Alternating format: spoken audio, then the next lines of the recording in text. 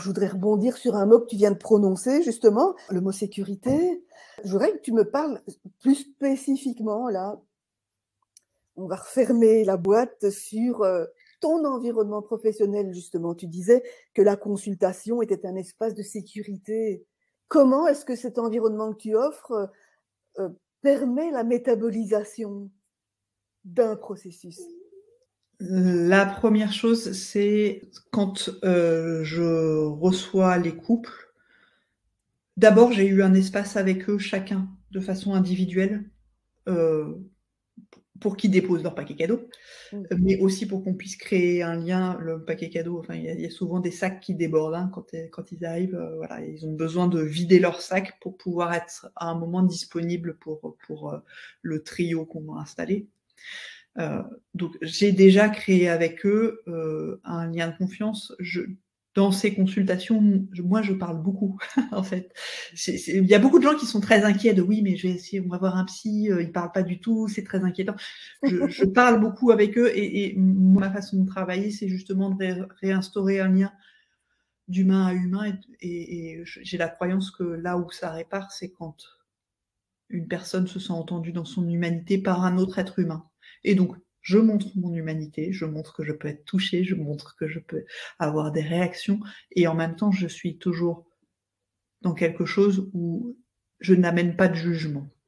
Et en tout cas, si j'ai un jugement qui s'invite chez moi, je le nomme très clairement, en disant « là, ça m'appartient, et je suis en train de me dire que, et c'est moi que ça concerne. » Et en général, quand j'énonce un jugement, et que je l'énonce en disant attention, c'est un jugement et c'est moi qui l'amène, c'est pour donner à voir qu'il y a déjà de la répétition. Mais en tout cas,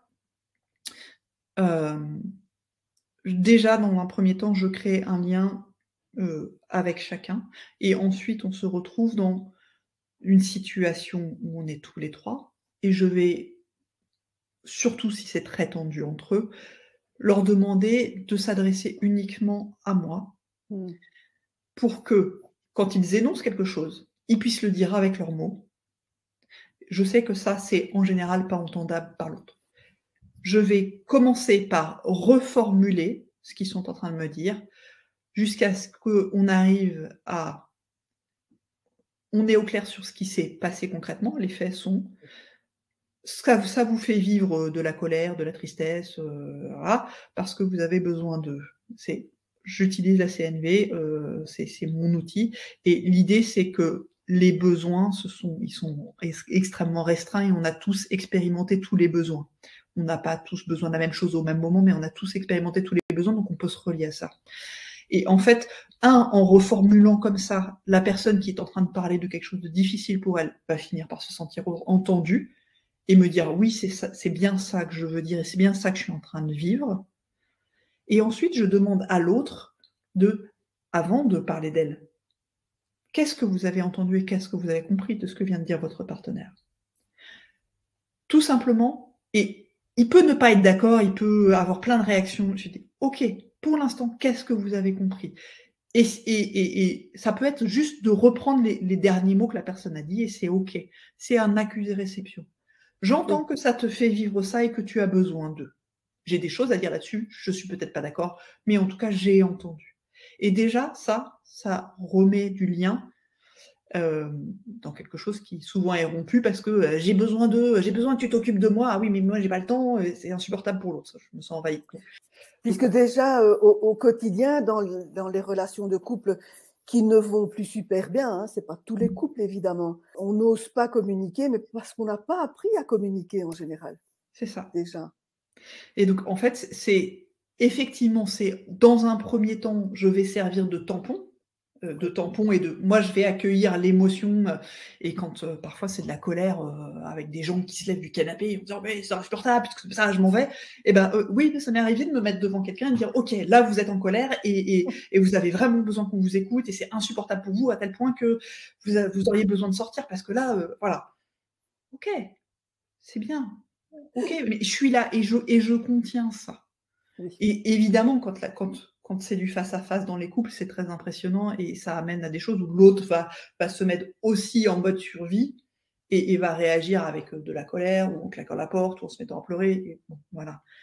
Donc moi déjà, je peux accueillir ça et dire « Ok, cette colère, elle a un sens et elle vient protéger votre intégrité et vous auriez vraiment besoin de vous sentir entendu. » Et en général, quand j'arrive à la bonne formulation au bon endroit, la personne se rassied dans le canapé et dit « Bah voilà, c'est exactement ça que je veux dire. » Et très souvent, à ce moment-là, l'autre fait « C'est ça que tu voulais dire, mais bien sûr que je comprends que ça soit difficile pour toi. » Donc, déjà, le fait que ça s'adresse à moi et que l'autre partenaire soit témoin de cet échange, ça détend beaucoup les choses.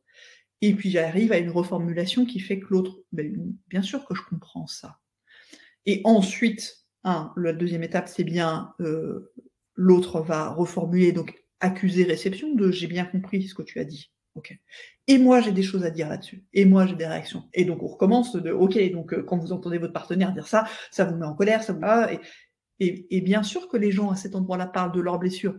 Oui, quand tu me dis que je fais pas bien le ménage, et ben moi, j'ai l'impression que tu me dis que je suis nulle. Ok, mais ça, c'est votre histoire à vous. C'est pas ce qu'est en train de dire votre partenaire. Et c'est important d'aller voir ce qu'est votre histoire à vous et qu'est-ce que vous... Voilà, souvent, c'est justement ces deux blessures, c'est là où je te parlais de Tenon Mortaise, là où c'est le plus difficile, c'est évidemment là où on est tous les deux en mode survie et on vient toucher les blessures l'un de l'autre et que c'est insupportable et c'est impossible de se parler à cet endroit-là. Et c'est à ça que je sers. Je sers de tampon et après une fois qu'on voit, on n'est jamais autant en conflit sur des endroits où on a un besoin similaire et une stratégie très différente de nourrir ce besoin. Oui. Alors, ce que j'entends aussi, c'est que tu amènes une boucle externe sur un système qui n'est pas capable de s'autoréguler, mais aussi ça me fait penser à quelque chose, un écueil possible qui est propre à l'époque actuelle peut-être, c'est que actuellement, avec la vulgarisation des savoirs, etc., plein de gens, spécialement les femmes, je crois, ont une petite compétence en coaching, etc. Et on peut être amené à se croire sachante par rapport aux processus mentaux de l'autre, bien entendu. C'est toi qui as un problème. Je vais te révéler, te mettre le doigt sur ton problème. Ah oui. Alors, j'ai eu à traiter de façon très drôle avec effectivement des gens qui en plus étaient coachs et avaient ce niveau-là de développement personnel. Et c'est effectivement, alors c'était des consultations qui sont extrêmement délicates pour moi parce qu'il y a beaucoup de savoir et en même temps beaucoup d'aveuglement. Et bien sûr, c'est toujours plus simple d'aller réparer l'autre que d'aller se réparer soi. Et alors, quand le sujet arrive, je formule moi les choses de façon très simple en disant, en fait, j'ai travaillé pendant 20 ans avec des psys, je suis formée moi-même à la psychologie, je suis formée à la médiation, je suis formée au coaching. Et pourtant, pour mes sujets à moi, je vais demander à quelqu'un d'autre de tenir le cadre, parce que je ne me vois pas fonctionner. Et évidemment, mon système psychique, il est foutu pour que je fonctionne, et donc il y a des trucs, les boucles où il y a des ratés, je ne peux pas les voir. Non. Forcément, on ne voit pas ses propres angles morts. On ne voit pas ses propres angles morts. Et c'est propre d'un angle mort. C'est fait pour qu'on ne le voit pas. Donc, voilà. Et effectivement, l'autre vient très souvent nous foutre le doigt dans l'angle mort, et comme on vient foutre le doigt dans l'angle mort de l'autre. C'est évidemment ça le sujet. Et quand quelqu'un me dit « Oui, mais l'autre, il fait ça, ok. Et vous ? Qu'est-ce que vous faites, vous, là ? Qu'est-ce que vous faites ? Comment vous parlez de vous quand vous êtes en train de dire ça de votre compagnon, votre partenaire ? C'est une question pas très appréciée. C'est toujours très désagréable. Mais oui, comme pour l'assertivité, en fait, qu'est-ce que je suis en train de dire de moi quand je suis en train de parler de l'autre ? Ce truc-là a une limite qui est, à un moment, quand on est en train d'être agressé, malmené, oui, il y a une part de moi qui est en train de rester à cet endroit-là, Pour autant, quand quelqu'un est en train de me taper dessus, je vais pas attendre d'avoir fini de bosser sur moi pour comprendre pourquoi j'accepte qu'il me tape dessus. Hein. Il y a un moment, il y a des l'usage protecteur de la force, ça peut exister. Ça m'est arrivé en consultation, dans des échanges, de dire en fait, là, on va faire un stop. Là, ce qui est en train de se passer, c'est pas OK. C'est pas OK, et on va reprendre un échange individuel chacun, parce que ce qui est en train de se passer, vous êtes en train de vous faire violence à un niveau qui n'est pas acceptable. Mais effectivement, on n'est jamais, même avec même les psys et les super coachs en développement personnel, sont toujours aveugles sur leurs angles morts, continuent en permanence de bosser sur eux et se font accompagner pour ça. Ah oui. Tous les coachs sont coachés. Hein, Oui. tous les bons coachs sont coachés. Voilà. J'aime bien qu'avec cette façon de terminer, tu reviennes au fond à ce principe de sécurité.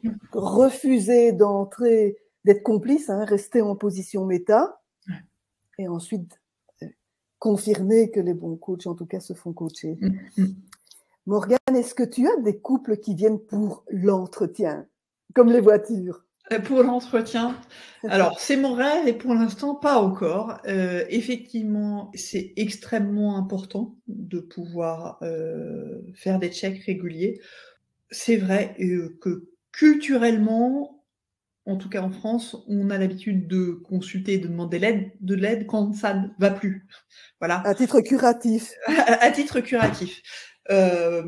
J'ai par contre, effectivement, ce que je te disais au début, des gens qui viennent quand ils commencent à se poser des questions en disant « Ouh, là, on est en train d'aller vers un déséquilibre » et c'est le moment où c'est le plus facile de travailler parce qu'on n'est pas encore dans du conflit dur et où il y a encore l'ouverture d'écoute pour l'autre. Oui. Et ça, c'est le meilleur endroit quand on arrive vraiment à des choses où...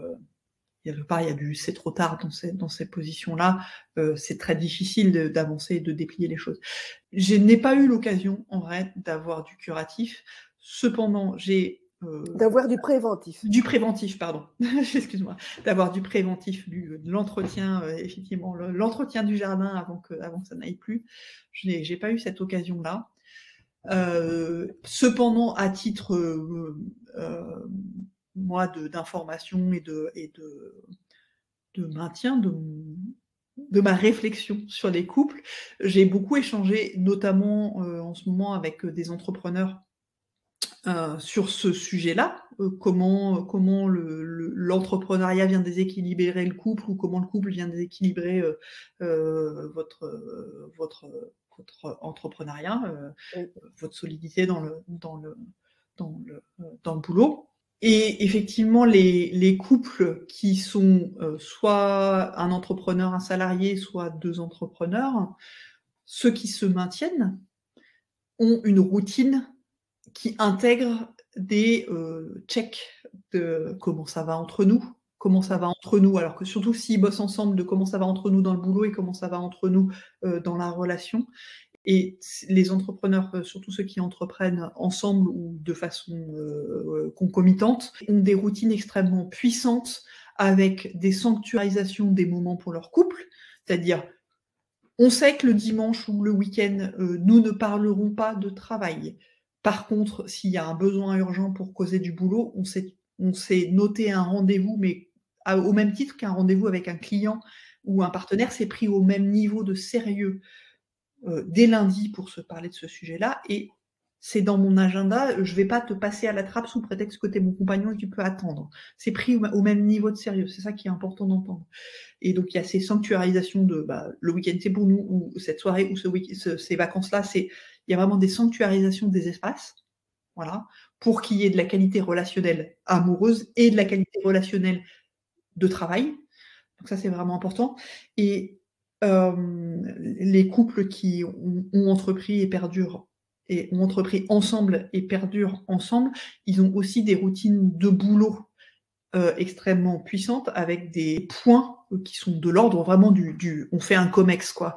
On fait un comex et c'est des moments où pour le coup ils mettent vraiment leur courage en avant à ce moment-là parce qu'ils savent que c'est des moments où ils vont se dire des choses qui ne sont pas confortables. C'est OK, une fois tous les mois, une fois tous les 3 mois, on prend une journée en dehors de notre espace de travail, en dehors de notre espace de vie. C'est vraiment un moment où on va sortir de notre cadre à tous les deux pour faire le point sur tout ce qui se passe.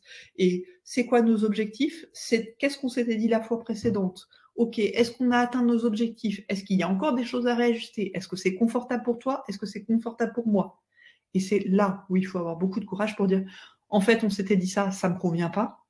Ou en fait, on est en train de vivre ça, ou on est en train de préparer ce projet-là, et ça me va pas, je me sens pas à l'aise, je me sens pas légitime, je sens que c'est compliqué avec toi, je trouve pas ma place dans ta façon de fonctionner. C'est des moments où il faut pouvoir parler de tout ça. Et les couples qui perdurent et qui entreprennent ensemble, ils ont des routines comme ça extrêmement puissantes et où ils savent que régulièrement, ils vont avoir ces moments de vérité où ils arrivent avec tout ce qui est difficile pour eux, mais de façon positive, avec la confiance, l'intention et la confiance de je vais le dire pour qu'on puisse trouver une issue positive et j'ai confiance dans le fait que l'autre va être capable d'entendre et que à nous deux, j'ai confiance dans notre relation pour que nous soyons capables d'en faire quelque chose de fructueux et de positif, que ça va être entendu, que ça va être pris au sérieux et qu'on va être ensemble capables d'en faire quelque chose de fructueux et de positif.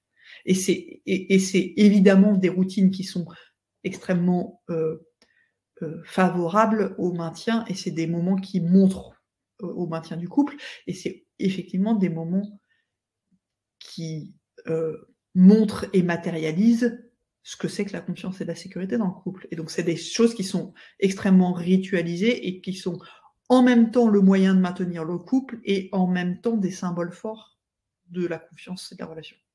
Oui, c'est puissant. Ouais. On va clôturer là-dessus. Je voudrais te demander 3 pistes relevant de ta compétence pour justement être relié à sa puissance.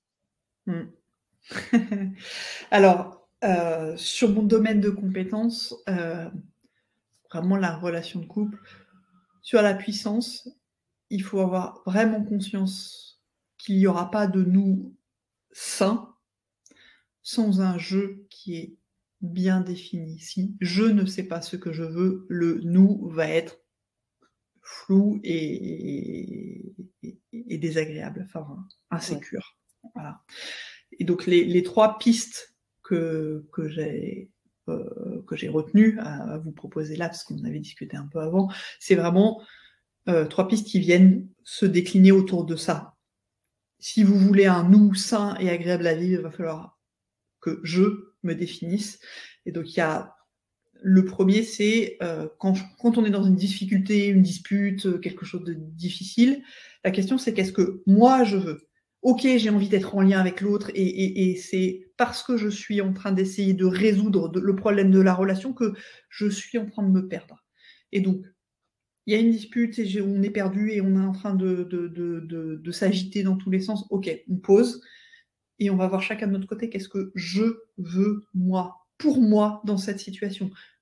Par rapport à ce qu'on est en train de discuter et qui fait conflit entre nous, qu'est-ce que moi je veux? Et l'idée, c'est d'aller se clarifier vraiment jusqu'à une phrase qui parle de moi, c'est-à-dire j'ai besoin de me sentir aimé, ça parle déjà de l'autre. Et alors, Oui. pour être au clair sur est-ce que c'est je suis en train de parler de l'autre ou est-ce que je suis en train de parler de moi, c'est ce que je veux pour moi, est-ce que je peux le mimer moi toute seule ou est-ce que j'ai besoin qu'il y ait un vis-à-vis pour que ça soit compréhensible? C'est-à-dire, moi j'ai besoin de sécurité. J'ai besoin de sécurité, je peux le mimer pour moi. Ok. Voilà. J'ai besoin d'être aimée, je suis obligée de montrer qu'il y a quelqu'un d'autre. Donc je suis pas en train de parler de moi. Donc il faut vraiment descendre jusqu'à un j'ai besoin de sécurité dans la relation. Ok, j'ai besoin de sécurité. Et une fois qu'on a identifié de quoi j'ai besoin, c'est concrètement, j'ai besoin de sécurité, j'ai besoin de confiance. Qu'est-ce qui me permet de vivre ça concrètement? Comment je vis la sécurité? Est-ce que la sécurité pour moi, c'est effectivement d'avoir une maison solide ou est-ce que c'est d'avoir suffisamment de sous sur mon compte en banque ou est-ce que c'est de savoir ce que fait l'autre au moment où il est en train de le faire? Ok. Et le deuxième tiroir là-dessous, c'est comment ce besoin-là, moi, je peux le nourrir moi-même. Okay. Et ça a trait à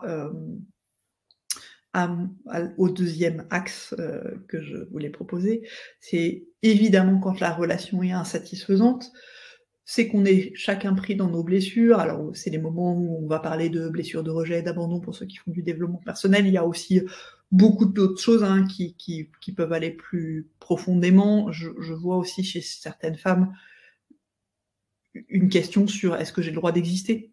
C'est vraiment les blessures encore plus profondes, les blessures archaïques. Et évidemment, quand on est dans une dispute qui vient réagiter cette blessure-là, on va aller demander à l'autre de nourrir nos besoins. Rassure-moi sur le fait que j'existe, rassure-moi sur le fait que tu vas pas m'abandonner, rassure-moi sur le fait que tu vas pas me rejeter. Évidemment, c'est le moment où il est le moins sexy. Et c'est le moment où on joue à fuis-moi, je te suis-moi, je te fuis. Voilà. Et donc, la question, c'est quand j'identifie ça, là, quand il se passe ça entre nous, je suis vraiment dans ma blessure de rejet, d'abandon, ma peur de pas exister, etc. Comment moi, je peux nourrir mon besoin et comment je peux trouver de la réassurance ailleurs que dans ce qui est en train de se passer entre nous. C'est-à-dire, j'ai peur de me sentir rejetée, abandonnée, est-ce que je peux trouver du soutien auprès de mes amis, de ma famille, voilà. Comment je peux aller me nourrir ailleurs avant de revenir dans la relation. Et au moment où on va nourrir notre besoin ailleurs, on redevient attractif pour l'autre et l'autre vient nous rechercher à cet endroit-là. C'est vraiment le jeu du chat et de la souris, c'est vraiment pas autre chose que ça. Hein.